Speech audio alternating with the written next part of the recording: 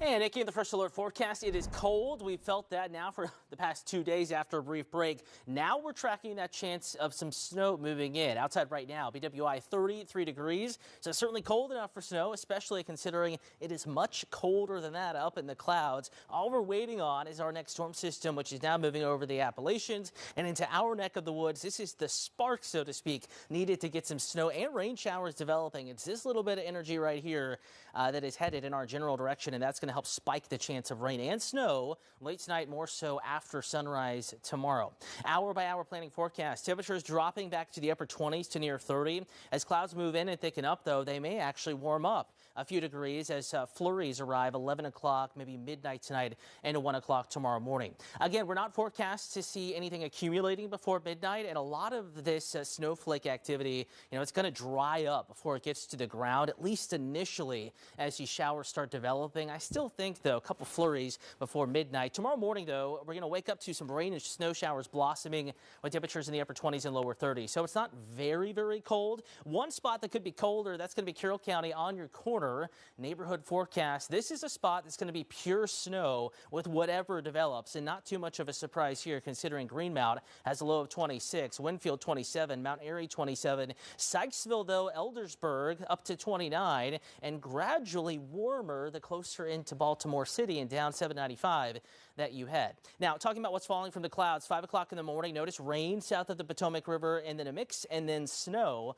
getting up into the city of Baltimore. This is not an event where everyone sees something falling tomorrow, but the I-95 corridor, 83 Harrisburg Expressway, 70 westbound all the way to Frederick, and 95 through Harford and Cecil counties. This is going to be the spot that has the greatest chance to see snow, a mix, and then a little bit of rain. This could expand down 95 and then eventually working its way over to the eastern shore later in the morning into the noon hour. But I would say Caroline County, Talbot County, Dorchester County may miss out completely. Clouds and sun, but not much falling from those clouds, and we'll be warming up through the morning hours, and that's why even Baltimore could switch over to a few raindrops in the afternoon. As far as what sticks on the grass, on the wooden patios, the elevated on and off ramps, possibly up to an inch. Baltimore County mainly outside the Beltway, Harford County, Cecil County, anywhere in the light shading of blue, including the northern or upper reaches of the eastern shore, maybe a dusting, a coating, a half inch or so, but that will melt.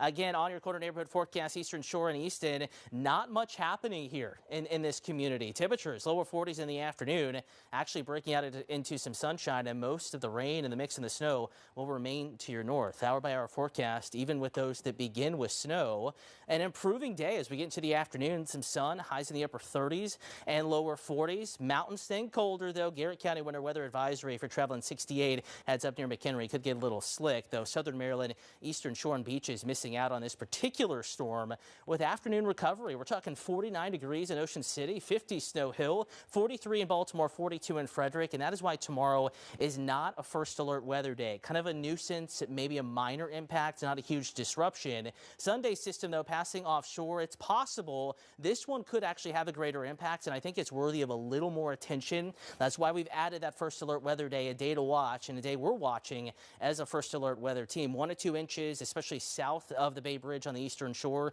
Dusting, maybe a coating I-95, but there is uncertainty, and even a slight shift in that track could change the outcome. Brutally cold, Nikki, on Tuesday into the start of next week.